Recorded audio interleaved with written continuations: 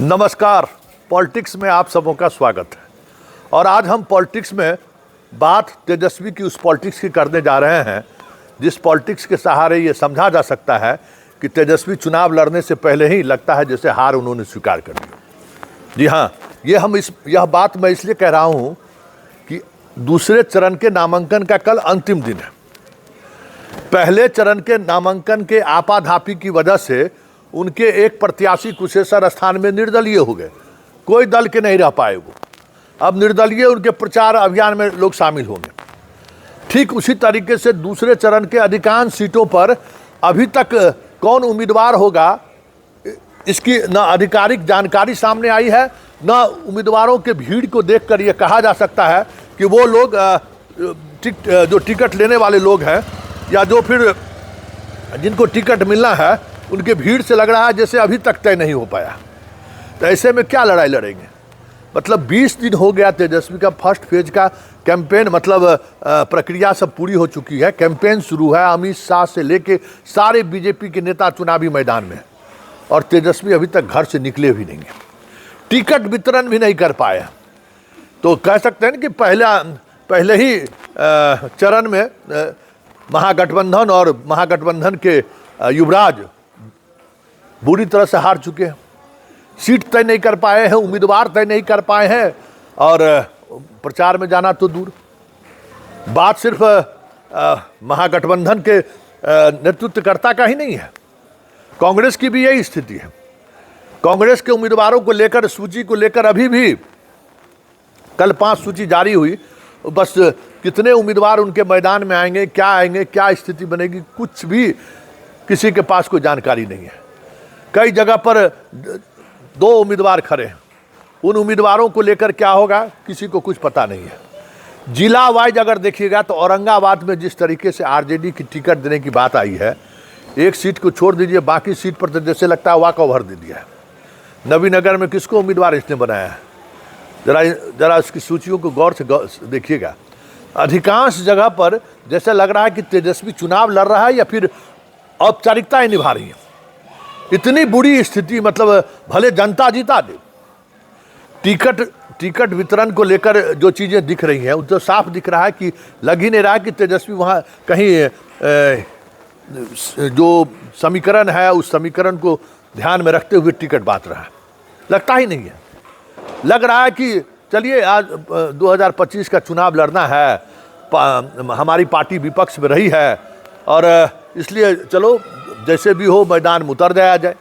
तैयारी तो कुछ इसी तरीके का दिख रहा है, और इसका असर उनके गठबंधन के शामिल तमाम घटक दलों को दिख रहा है। भाकपा माले के नेताओं से आज हमारी बात हो रही थी, सब लोग हैरान हैं ये स्थिति देखकर कि भाई बंद कमरे में हम लोग महीनों एक्सरसाइज किए हर सीट को लेकर, उसके बाद भी ये स्थिति है तो फिर क्या कहा जाएगा? अब बताइए ना।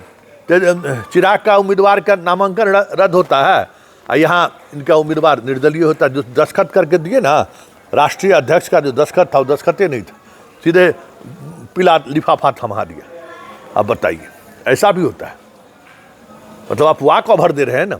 निर्दलीय प्रत्याशी का क्या चुनाव चिन्ह होगा, उस जनता तक पहुँचाना कितना मुश्किल होता है।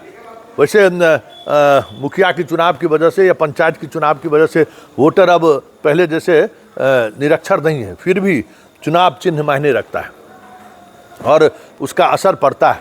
एक दौर था ना बिहार में, जब झारखंड पार्टी का या यही शिवसेना का आ जाता था तो नीतीश कुमार 15-15, 20-20 सीट हार गए थे 2015 में भी और 2010 में भी। जो कई तरह की इस तरीके की तस्वीरें सामने आई हैं। तो सिंबल आज भी महत्व रखता है, चाहे कितना भी वोटर जागरूक क्यों ना हो जाए, वोटर को लेकर क्यों, तब बिना सिंबल का उम्मीदवार लड़ेगा, इनका सोच लीजिए। हर जगह यही स्थिति है। मतलब लग ही नहीं रहा है कि तेजस्वी मुख्यमंत्री के लिए लड़ाई लड़ रहा है। मतलब ये स्थिति है। मतलब कल लास्ट डेट है, आपका कोई मतलब कहीं नॉमिनेशन हो रहा है तो सभी गठबंधन के लोग जाएं, नॉमिनेशन में शामिल हो, जैसे एनडीए में शामिल हो रहे हैं, कहीं कोई नहीं, अपने दम पर जा रहा है लोग, उसके नॉमिनेशन में शामिल हो जा रहा है, बस हो गया। नॉमिनेशन में सभी गठबंधन के लोग, सभी नेता पहुँचे, उसके लिए जो क्या कह सकते हैं कि वर्क डन होना चाहिए, कुछ भी नहीं है। मतलब इतनी अराजकता तो आरजेडी के मतलब उम्मीदवार चयन ही नहीं, बाकी फंक्शनिंग में भी आप देख लीजिए। लालू यादव के समय में ये चीज़ें नहीं होती थी। हाँ, टिकट बंटवारे को लेकर खूब घमासान होता था, इसी तरीके से दिन रात लोग आते जाते रहते, लेकिन ये स्थिति नहीं रहती थी। ये एकदम हैरान करने वाली स्थिति है। हमें लगता है कि इसका नुकसान महागठबंधन का को तो होगा ही होगा, और तेजस्वी की पूरी राजनीति इस तरीके से, जिस तरीके से कैजुअल चुनाव को ले रहे हैं, पूरी राजनीति घेरे में आ जाए तो कोई बड़ी बात नहीं होगी, क्योंकि इस बार आर पार की लड़ाई है।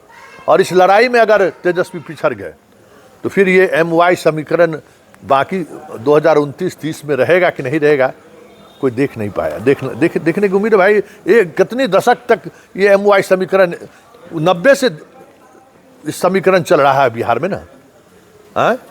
कितने दिनों तक ये समीकरण चलता रहेगा, और कब तक मुसलमान आरजेडी के सहारे बीजेपी को हराने की रणनीति कर सकते हैं या सोच सकते हैं। लगातार हार रहे हैं, तो ऐसे में यह आखिरी चुनाव कह सकते हैं कि तेजस्वी का था।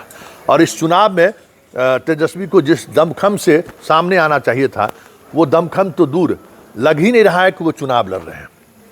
और ऐसे में 2025 का विधानसभा चुनाव 2010 की तरह परिणाम को लेकर सामने आ जाए तो कोई बड़ी बात नहीं होगी। ये लड़ाई अब जनता लड़ रही है, पार्टी नहीं लड़ रहा है।